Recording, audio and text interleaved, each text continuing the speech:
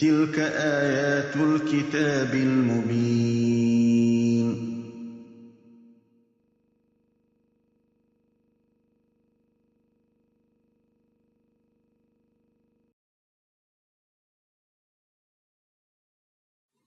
The boy climbed up the window. He tiptoed to the royal bedroom. The king was lying in his bed, enjoying his favorite cookies. The boy moved the curtain and placed his sword on the king's neck. "You cruel king, I will revenge you for hurting Bani Israel." The king called for help. "Guards! Guards!" With a sword on his neck, he could hardly scream. "No use yelling, old man. I will kill your guards, and I have killed many of them already. And now it's your turn." The king looked miserable. He pleaded, "But what wrong have I done to you?" The boy came closer to the king of Egypt and said, "You merciless Pharaoh, I belong to Bani Israel. You are treating my people like slaves. Your army beats us, kills us, and makes us work long hours. We can't take that anymore." The boy pressed the sword a little harder. The king begged, "Spare my life. I promise I will be nice to Bani Israel." "No more promises. Enough is enough." And with that, the boy killed the king. "No, no, no,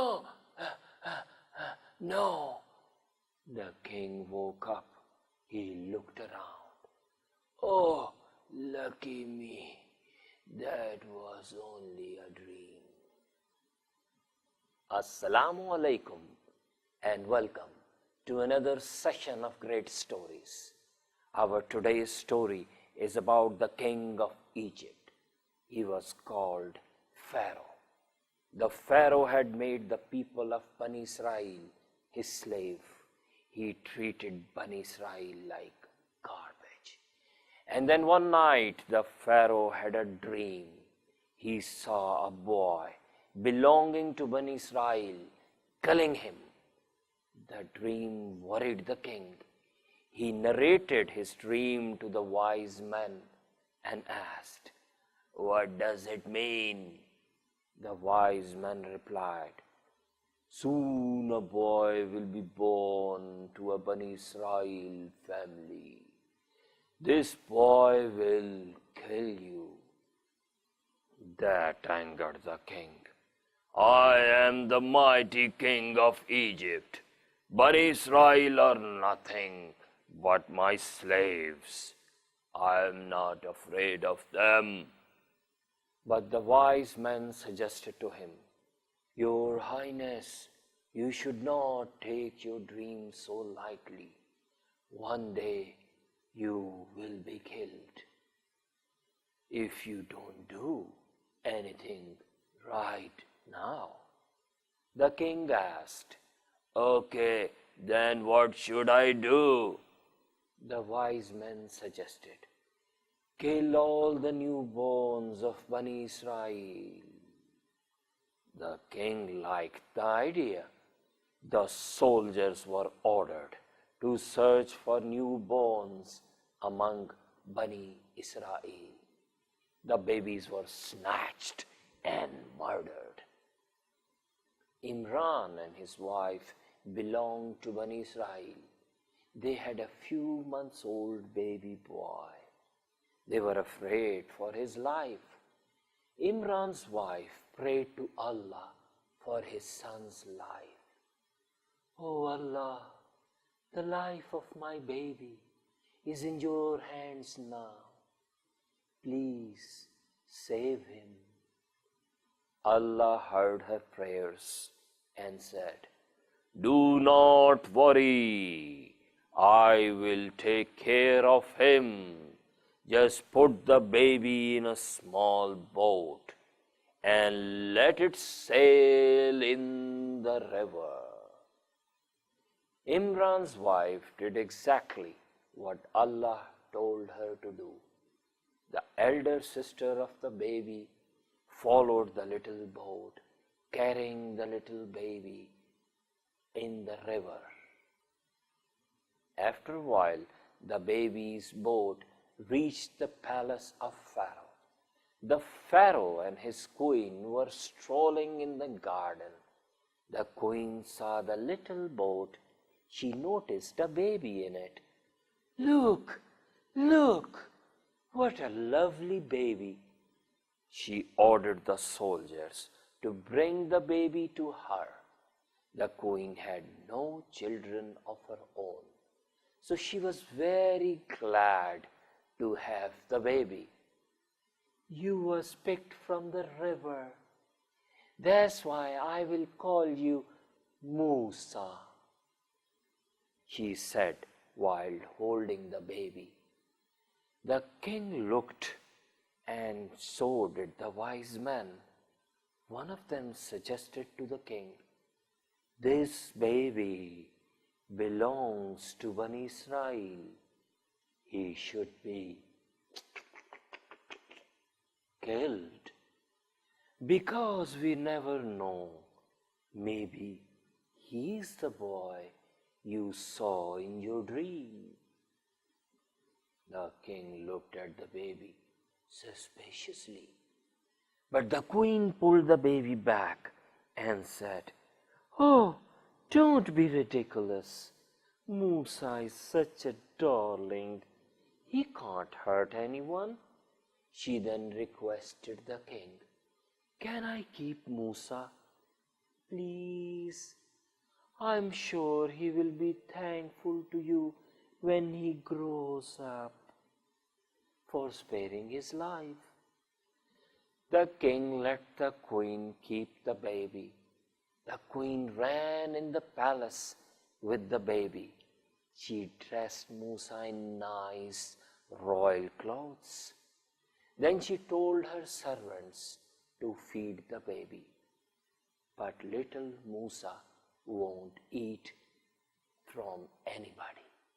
It went on crying. The queen was worried. She tried everything, but nothing worked.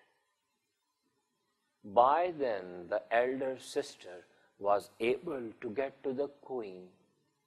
"I guarantee my mother can feed her." The queen was desperate. She called her soldiers. "Take Moses and go with this girl. See if her mother can feed the baby. If she can, then pay the woman for that. Otherwise, bring the baby back to me." The girl led the soldiers to her mother. Imran's wife was so glad to see her baby. She was surprised to see the royal soldiers carrying him. Her daughter whispered in her ear, "The queen has adopted Musa. She has named him Musa. Don't let the soldiers know that you are his mother. Just feed him." Musa's mother was happy to see her baby, and Musa was happy to be back with her mother.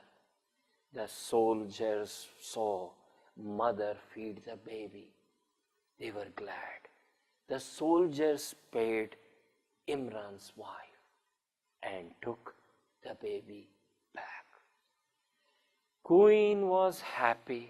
She said to the girl, "I will pay your mother if she agrees to feed Musa every day." Now what more Imran and his wife could ask for? They gladly agreed. From that day onwards, Musa was taken to his mother twice a day, every day. The queen took good care of him as well. Few years later, his own family explained him everything. "So that's why we had to put you in the basket and let you sail in in the river. And that's how you ended up in the king's palace. Musa was sad to see how the people of Bani Israel were treated by the king. He complained to the queen, "Queen mother, I hate the way king treats the Bani Israel. That's not fair. Just because the Bani Israel believe in Allah." The queen was a nice woman. She believed in Allah as well. She didn't like the way king was harsh to Bani Israel. But she was afraid to say anything to the cruel king. So she said to Musa, "Oh, my dear Musa, don't complain about the king. I fear for your life. The king will punish you if he finds out that you support Bani Israel." But Musa couldn't stand the way Bani Israel were treated. He kept helping the poor and weak Bani Israel. Finally, the king was informed. The king ordered his soldiers to arrest Musa for helping Bani Israel. The soldiers went out looking for Musa, but before soldiers could arrest Musa, someone from the king's court informed him about the whole thing. "You better run away, or the king will have you killed." Musa didn't know what to do or where to go. He remembered his mother telling him about his uncle who lived in the city of Madian. So without giving it much thought, Musa left for Madian. Poor Musa, he didn't have any clothes or food for the long journey, but he didn't give up and kept walking and walking and walking. To get to Madian, he had to go through a desert. His shoes and clothes were torn while crossing the hot desert. The only thing he could find to eat were the leaves of wild plants. Finally, after many days of traveling, Musa reached the town of Madian. He didn't know where his uncle lived or what was his name, so he didn't have much hope of finding him. Tired and hungry, Musa sat under a shady tree. He prayed to Allah, "I don't know what to do now, so please guide me." He laid down to rest. A while later, he heard lots of goats nearby. Meh, meh. He could gather that there were many people around as well. He looked around and he saw some people behind the tree.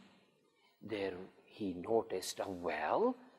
People were bringing their herds of goats over to the well for water. He sat there watching people pulling buckets of water from the well, filling large tubs, and then letting their goats drink from that as much as possible. There were many men with many goats. He kept looking and then noticed something strange. Two girls with their goats were standing in a distance, waiting for all the people to leave before they can come to the well. Musa didn't like that. He came over to the girls and asked, "Oh, why don't you take your goats to the well?" The girls replied, "We will have to wait till all these men get through." "No, you don't." And with that, Musa went to the well and said, "Well, gentlemen, should we be taking turns? Now I see that some of us are not polite to others, and they are not allowing the two young ladies over there take their turn. So if you excuse me, I'm going to help the ladies." And with that, he threw the water bucket in the well and then told the girls to come over. The girls were glad to get the help. They thanked Musa and left for their home. Their father was an old man. He was surprised to see his daughters home by midday. "It took you hours to come back from Wells. How come you made it home so early?" The eldest daughter explained. "Well, father, today we met a nice man at the wells. First he was kind enough to make room for us, and then he pulled water for us." Their father was surprised to hear that. "What did he look like?" "Well, he was tall and strong. From his clothes it seemed he was from Egypt, but he was tired and hungry." Their father got up from the bed and said, "My daughters, go quickly and bring the man to me." The two girls came to the well looking for Musa. They found him still lying under the tree. "Excuse me, please. Can you come with us? Our father would like to meet you." "Okay, then let's go." The girls brought him over to their house. The old man was very happy to meet Musa. The old man suggested, "Why don't you stay here? You can take care of my cattle, and I will pay you for that." Musa liked the idea, so he settled, and this is how Allah helped Musa come out of trouble that he was in for helping Bani Israel. Many years went by. The old man was so impressed the way Musa lived and worked that he married his eldest daughter, Safura, to him. Now Musa was even happier. He had a good family and a big flock of sheep. The life was as good as it could be. One day he went far from his home and lost his way. That day his wife Safura was with him as well. The night fell, and the two kept looking for the way back home. Suddenly, Musa saw a fire on a nearby mountain. Musa said to his wife, "You stay here. I'm sure there is someone up there. I will ask him for directions, or at least I will get some fire, and that will keep us warm for the night." So Musa climbed up the mountain. He was surprised when he found nobody there. A tree was on fire, but it was a strange fire. It didn't burn the tree. Musa was a bit scared. He was about to get back when he heard, "Oh Musa, it's me, Allah, your Lord. You are in a clean place now, so take off your shoes and come closer." Musa quickly took off his shoes and went near the tree. Then Allah said, From today, you are my messenger. So listen carefully. I am your Lord. Only I can help you. So you should only pray to me.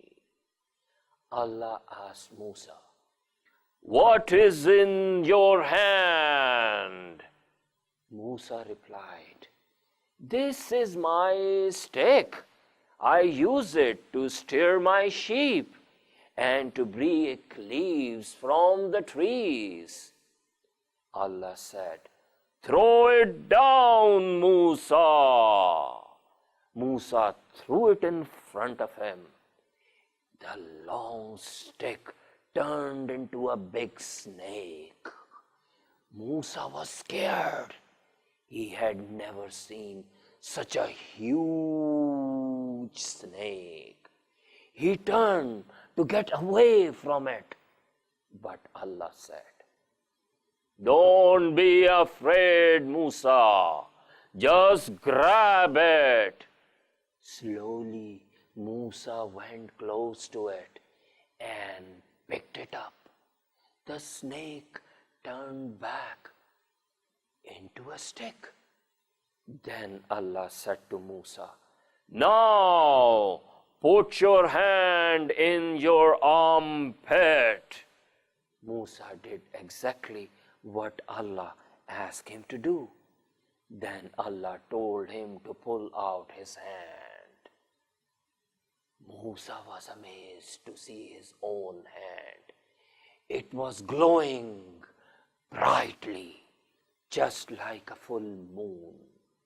Now Allah said to him, I want you to go to Egypt and bring the people of Bani Israel out of Egypt.